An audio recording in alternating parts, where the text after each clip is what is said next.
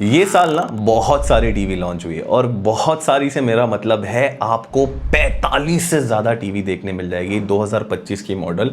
और अगर आप एक 4K 43 इंच की टीवी लेने जा रहे हो तो कंफ्यूज होना ना बहुत ज़्यादा नॉर्मल है। पहले एक चीज़ समझ लो, 4K टीवी होने के लिए 3840 बाई 2160 पिक्सल की रेजोल्यूशन होना ज़रूरी है। बहुत सारे ऐसे ब्रांड देखने मिल जाएंगे जो स्पेसिफिकेशन में फुल HD लिखते हैं, वो 4K टीवी नहीं है। और मेरा मानना यही है कि फुल HD जो रेजोल्यूशन है वो 32 इंच तक ही ठीक है। बड़ी स्क्रीन पे आपको वो शार्पनेस नहीं देखने मिलेगी फुल एचडी टीवी में। वैसे ये वीडियो मेरी साल की लास्ट वीडियो है 43 इंच के सेगमेंट में। अगर अभी तक आप लोग ने अपने लिए एक सही टीवी नहीं खरीदी है तो आपको वरी करने की जरूरत नहीं है, वीडियो एंड तक देख लो। मैंने बजट, मिड रेंज, प्रीमियम, यहां पर मैंने आपकी जरूरत और यूज केस को समझते हुए सेगमेंट को सेग्रीगेट किया है और सारी चीजों को कवर किया है। वैसे आपको टाइम स्टैम्प भी देखने मिल जाएगा, बट मेरा मानना है भाई वीडियो पूरी देख लेना, क्योंकि यूट्यूब एल्गोरिथम के हिसाब से हमारी वीडियो भी अच्छे से रैंक हो जाती है। और ये वीडियो कोई भी तरीके से स्पॉन्सर्ड नहीं है, चैनल आपकी वजह से चलता है। मैं जो भी प्रोडक्ट बताने वाला हूं वो फीचर टैब में आपको देखने मिल जाएंगे, तो आप वहां से कुछ भी चीज खरीदते हैं तो बिना आपके प्राइस को बढ़ाए हुए इस चैनल की हेल्प हो जाती है।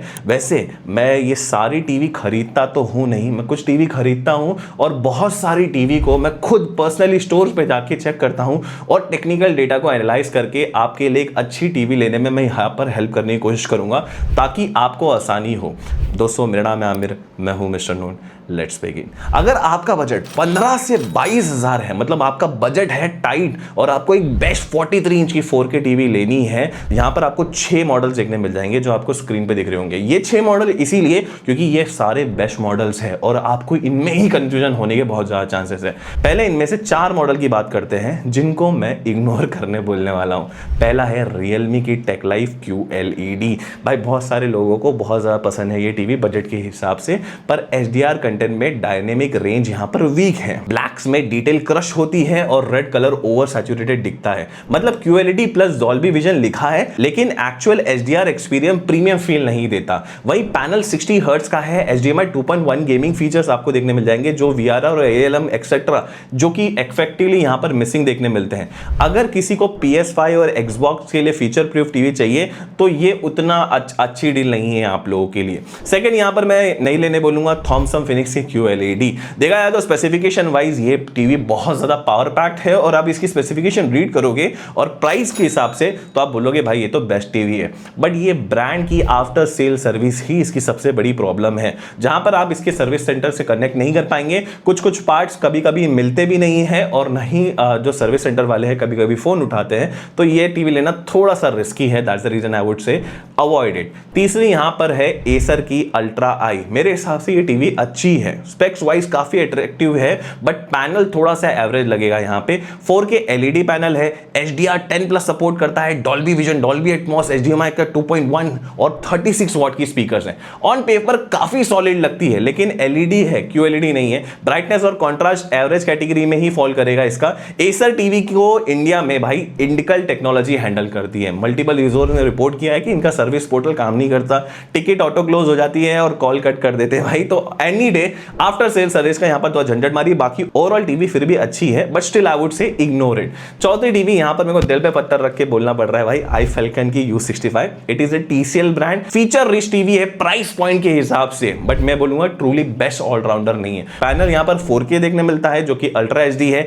LED टीवी है, HDR 10 है, 10 प्लस नहीं है, MEMC प्लस AIPQ का प्रोसेसर है जो मोशन और अपस्केलिंग इंप्रूव करता है, पर स्टिल कॉन्ट्रास्ट और वॉल्यूम QLED जितना नहीं है। तो फिर मैं बोलूंगा कि इसको इग्नोर कर सकते। वरना अगर आपको TCL की आफ्टर सेल सर्विस आपके इधर अच्छी है तो still you can consider. Price आपका एकदम कम है क्योंकि ये कम प्राइस पे देखने मिलती है। बट यहां पर मैं आपको 2 बेस्ट टीवी रिकमेंड करूंगा जो कि मेरे हिसाब से आपके लिए अच्छी रहने वाली है। सबसे पहले यहां पर आपको एक सेफेस्ट ऑलराउंडर चाहिए जहां पर आपको आफ्टर सेल सर्विस भी अच्छी चाहिए, तो यहां पर आप Xiaomi की F सीरीज की तरफ जा सकते हो।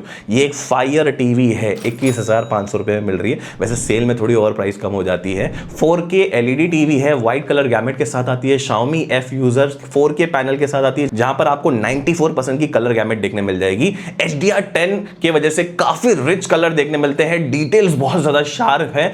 ओवरऑल इसकी पिक्चर क्वालिटी कंसिस्टेंट है और मूवी और OTT के लिए तो मेरे ख्याल से बेस्ट है क्योंकि ये फायर टीवी है। बिल्ट इन आपको एलेक्सा देखने मिल जाता है और इसका UI काफी ज्यादा स्टेबल है, पॉलिश है और OTT सेंट्रिक है। प्राइम हो गया, नेटफ्लिक्स हो गया या यूट्यूब, जितने भी OTT है बहुत इंटीग्रेशन आपको टाइट देखने मिल जाएगा और एलेक्सा वॉइस रिमोट बहुत ही अच्छे से काम करता है, जो कि बहुत सारे लोगों को पसंद आएगा। इसका इकोसिस्टम और ट्यूनिंग Xiaomi बहुत अच्छी है। Xiaomi का विविड पिक्चर इंजन काफी टाइम से ना बहुत ज्यादा मैच्योर हो गया है, जहां पर ये नॉन 4K को भी 4K जितना अपस्केल कर देता है। कलर, कॉन्ट्रास्ट, शार्पनेस, ट्यूनिंग काफी ज्यादा रिफाइन है। बजट जो टीवीज आ रही है ना, उनको उधर तक पहुंचने के लिए उनका प्रोसेसर वो मैच्योरिटी तक पहुंचने में टाइम लगेगा। साथ ही साथ 32 GB की स्टोरेज और डिसेंट स्पीकर्स। 32 GB की स्टोरेज यहां पर बहुत कॉमन नहीं है, बहुत सारे ब्रांड तो 8 GB ही दे रहे हैं अभी तक। 24 वॉट का बॉक्स स्पीकर देखने मिलेगा डॉल्बी ऑडियो के साथ, DTS:H और वर्चुअल एक्स सपोर्ट करता है। लाउडनेस तो भाई मैं बोलूंगा मोटोरोला और थॉमसन जितनी नहीं है, पर यहां पर क्लियरिटी काफी अच्छी है। सिनेमैटिक ट्यूनिंग आपको देखने मिलेगी, जो कि प्राइस पॉइंट के हिसाब से काफी अच्छा है। सर्विस की भी बात करूं तो आफ्टर सेल सर्विस बाकी सारे ब्रांड से जितने भी मैंने बताया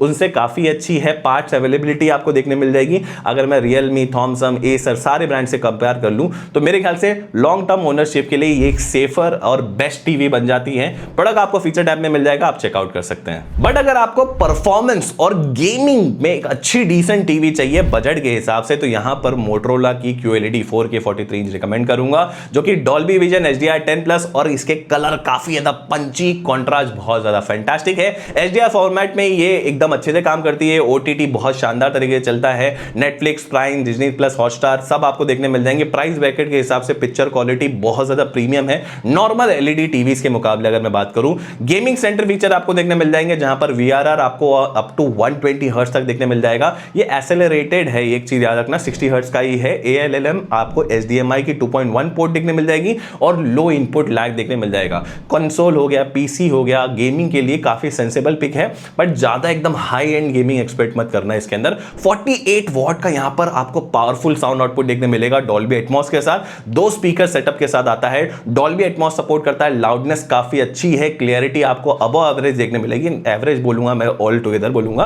बट अगर आपको एकदम ज्यादा लाउडनेस की जरूरत नहीं है तो साउंड बार आपको इमीडिएटली खरीदने की जरूरत नहीं पड़ेगी। बट एकदम थिएटर लाइक एक्सपीरियंस चाहिए तो भाई तुमको साउंड बार की जरूरत पड़ेगी। गूगल टीवी है, OS आपको लेटेस्ट जेन का देखने मिल जाएगा। क्लीन गूगल टीवी इंटरफेस आपको देखने मिल जाएगा।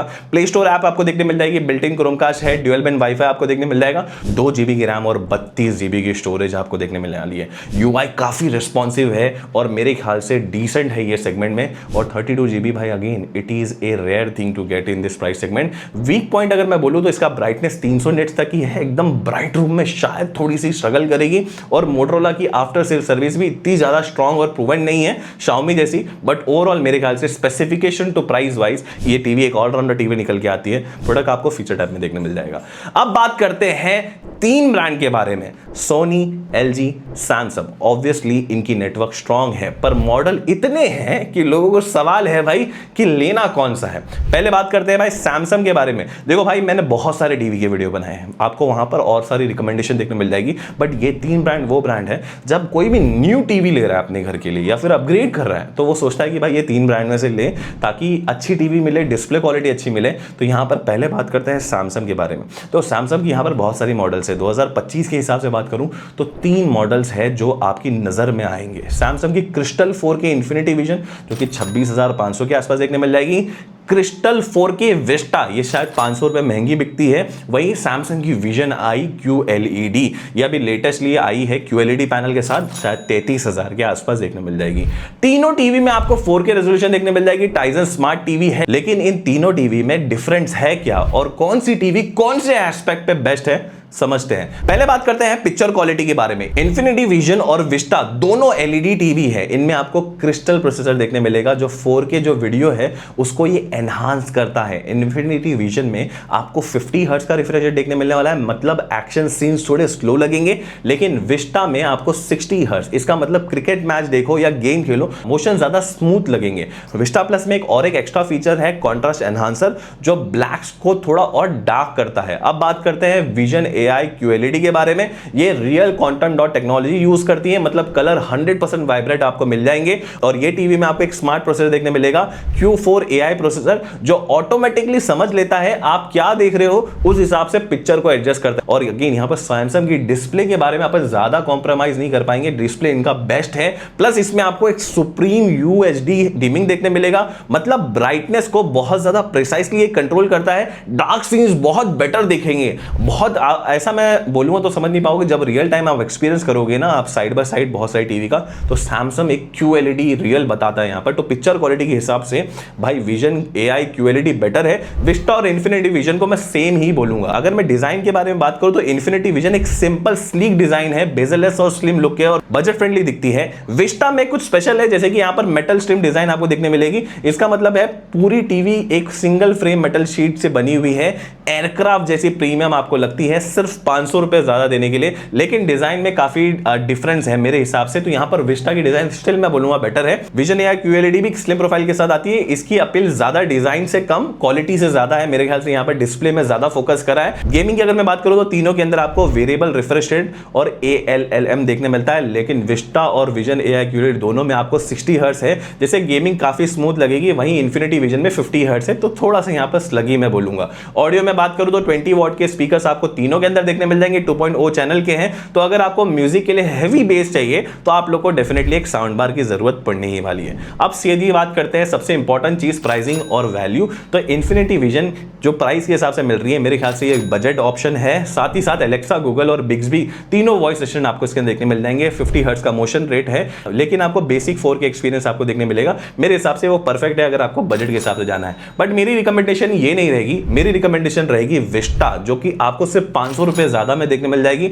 मेटल स्ट्रिम डिजाइन के साथ ये काफी अच्छी अपग्रेडेबल ऑप्शन लगती है। 60 हर्ट्ज का रिफ्रेश रेट है भाई, 50 हर्ट्ज से तो बेटर ही है, और गेमिंग के लिए और स्पोर्ट्स के लिए भी काफी बेटर है। अगर आप मूवी और गेमिंग करते हो तो 500 रुपए एक्स्ट्रा स्पेंड करो और यही टीवी लो। बट अगर आपकी डिस्प्ले प्रायोरिटी है तो मैं बोलूंगा कि विजन AI QLED जाओ। थोड़ी महंगी जरूर है, 33,000 के आसपास है। सेल का थोड़ा इंतजार करो और थोड़ा अगर और कम में मिलती है, बट मेरे ख्याल से काफी अच्छी है। क्वांटम डॉट AI प्रोसेसर आपको देखने मिलेगा, सुप्रीम डीमिंग आपको देखने मिलेगी। नेटफ्लिक्स पे आप 4K HDR देख सकते हो। कलर मैटर करता है तो भाई मेरे ख्याल से काफी ज्यादा इन्वेस्टमेंट आपके लिए वर्थ रहने वाला है। पिक्चर क्वालिटी में बहुत मैसिव जम आपको देखने मिलने वाली है, तो आप जरूर से जा सकते हैं। तीनों प्रोडक्ट की लिंक्स मैंने फीचर कर दी है, आप जरूर से चेकआउट कर सकते हैं। वहीं सोनी की अगर मैं बात करूं तो अंडर 40,000 एक ही टीवी स्टैंड आउट करती है। देखो भाई बहुत सारी सोनी की टीवी है यहाँ पर, भाई मैंने चेक करा था, यहाँ पर मेरे ख्याल से वैल्यू फॉर मनी यहाँ पर सोनी की ब्राविया 2 ही है। डिस्प्ले की अगर मैं बात करूं तो इसमें आपको मिलता है 4K ultra HD LED panel, जहां पर 60 हर्ट्ज का रिफ्रेश रेट। इसको पावर करता है सोनी का फेमस X1 4K प्रोसेसर, जो कि सोनी की डिस्प्ले बना देता है नेक्स्ट लेवल। नोट कीजिएगा इसमें डॉल्बी विजन का सपोर्ट नहीं है, ये सिर्फ HDR10 और HLG सपोर्ट करता है। सोनी ने इस साल रिच कलर एनहांसर ऐड किया है जो कलर को विविड बनाता है। ये 2025 की मॉडल की मैं बात कर रहा हूं। कनेक्टिविटी में भी यहां पर 2024 से अपग्रेड किया है। कनेक्टिविटी में टीवी के सेगमेंट लीडर्स आपको ये बना देती है टीवी, जहां पर Wi-Fi 6 देने वाली एक लॉटी टीवी है। ब्लूटूथ 5.3 भी आपको देखने मिलता है। डेटा स्पीड और रेंज काफी बेस्ट है। बहुत सारी टीवी में आपको ब्लूटूथ 5.0 ही देखने मिलेगा और Wi-Fi 5 देखने मिलेगा।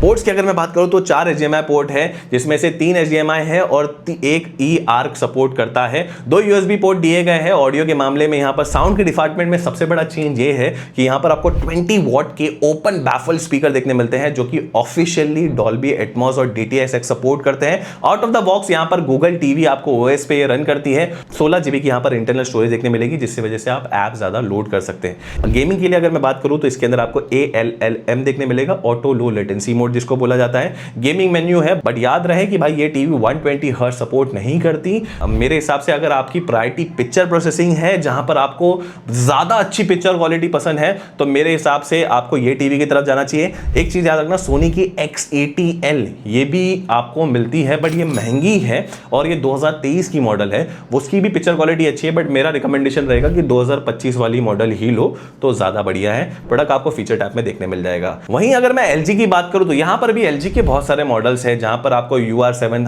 500 देखने मिल जाएगा।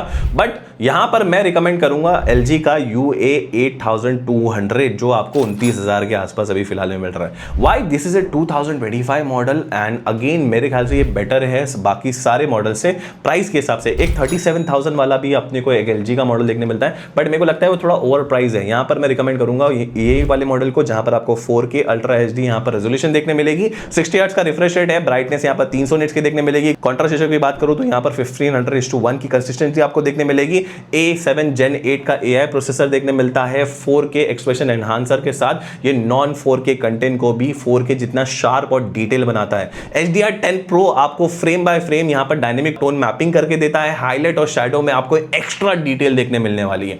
20 वॉट का यहां पर टोटल आउटपुट आपको देखने मिलेगा, लेकिन लेकिन डॉल्बी एटमॉस के साथ यहां पर वर्चुअल 9.1.2 चैनल आपको मिक्सिंग देखने मिलेगी। मतलब सिर्फ 2 स्पीकर से ही 9.1.2 चैनल का यहां पर इमर्सिव सराउंड साउंड आपको देखने मिलेगा। AI साउंड प्रो रूम को अकस्टिक और सेंसर्स के साथ ऑटो एडजस्ट करता है। यहां पर वो ऑर्केस्ट्रा सपोर्ट आपको LG साउंड बार के साथ सिंक करके आप एक बेटर ऑडियो एक्सपीरियंस ले सकते हो। क्लियर वॉइस प्रो डायलॉग आपको इसमें हमेशा देखने मिलेंगे। मेरे हिसाब से इसका आउटपुट कम जरूर है, बट आपको हमेशा डायलॉग क्लियर और बैकग्राउंड नॉइज भी बिल्कुल अच्छे तरीके से सुनाई देंगे। मेरे हिसाब से काफी बढ़िया है इसका ऑडियो आउटपुट, बट अगेन थोड़ा बेस हैवी चाहिए तो साउंड बार लेना ही पड़ेगा। गेमिंग के लिए यहां पर VRR देखने मिलता है जो 40 to 60 हर्ट्ज तक जाता है। ALLM और HGIG आपको देखने मिलेगा। गेमिंग डैशबोर्ड भी आपको देखने मिलेगी। इनपुट लैग यहां पर 10 मिलीसेकंड का। मेरे हिसाब से गेमिंग के लिए यहां पर बहुत सारे फीचर है, बट मैं बोलूंगा कि गेमिंग के लिए नहीं है ये टीवी। कंसोल करके कनेक्ट कर सकते हो, डिसेंट गेमिंग कर सकते हो। और जो इसका UR 7500 है जो मैं बोल रहा था, उसमें तो VRR है ही नहीं, तो इसीलिए तो उसको बिल्कुल भी मत लेना।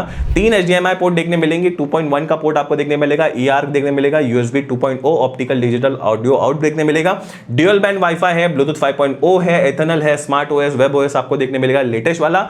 2 GB रैम और 8 GB की स्टोरेज है। मेरा मानना है कि यहां पर LG वालों को थोड़ा सा यहां पर स्टोरेज बढ़ा लेना चाहिए। ऐप काफी ज्यादा फास्ट लोड होते हैं। I don't know how the processor is going on, but इनका प्रोसेसर बहुत अच्छे तरीके से ट्यून्ड है, जिस वजह से ये बहुत अच्छे से ऐप को लोड करता है, इवन दो इनकी 8 GB की स्टोरेज है।